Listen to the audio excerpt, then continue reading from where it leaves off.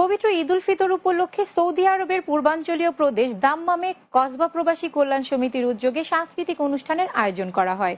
গত বুধবার স্থানীয় বদর আল রাবি কনভেনশন হলে এ অনুষ্ঠানের আয়োজন করা হয়। আমাদের সৌদি আরব প্রতিনিধি গোলাম কিবরিয়ার পাঠানো রিপোর্ট জানাচ্ছেন নাজিয়া আফরিন রিয়া। আয়োজিত অনুষ্ঠানে সভাপতিত্ব করেন সমিতির সভাপতি এমজি মোস্তফা এবং যৌথভাবে পরিচালনা করেন নূরে আলম রুবেল এবং এআর মোস্তাক ভুইয়া। এ সময় প্রধান অতিথি ছিলেন সমিতির প্রধান উপদেষ্টা জহিরুল হক রাজীব এবং বিশেষ অতিথির মধ্যে উপস্থিত ছিলেন সাদেকুর রহমান ভুইয়া, সাজেদ আহমেদ, মোশাররফ হোসেন, আবুল কালাম সহ আরো অনেকে। অনুষ্ঠানে সংগঠনের সভাপতি এমজি মোস্তফা তার বক্তব্যে প্রতিষ্ঠাতা মরহুম রাহুলের স্মৃতিচারণ করেন এবং দাম্মা মোস্তফা প্রবাসী কল্যাণ সমিতিকে উন্নয়ন ও সমৃদ্ধির পথে এগিয়ে নিয়ে যেতে সমিতির সকল সদস্যদের প্রতি আহ্বান জানান।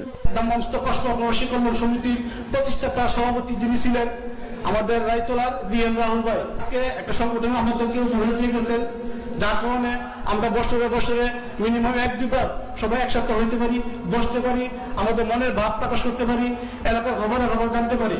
এ সময় প্রধান অতিথি তার বক্তব্যে বলেন, মানবতার তরে দেশের স্বার্থে দেশ ও মানব কল্যাণে নিজেদেরকে বিলিয়ে দেওয়াই হবে আমাদের কাজ।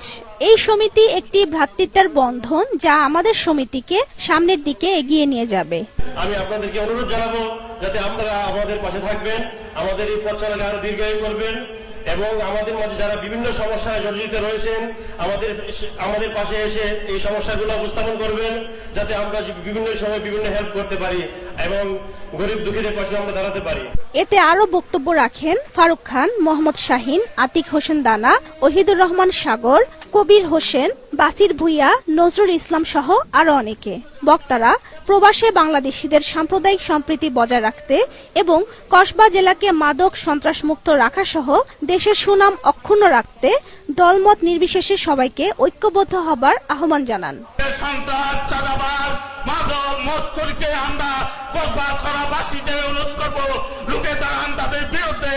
অনুষ্ঠানে দাম্মাম আল জুবাইল সহ বিভিন্ন সংগঠন ও কমিউনিটির নেতৃবৃন্দরা উপস্থিত ছিলেন। পরে মনোজ্ঞ সাংস্কৃতিক অনুষ্ঠান পরিবেশনের মাধ্যমে অনুষ্ঠানের সমাপ্তি ঘটে। Desk report, Bangla TV.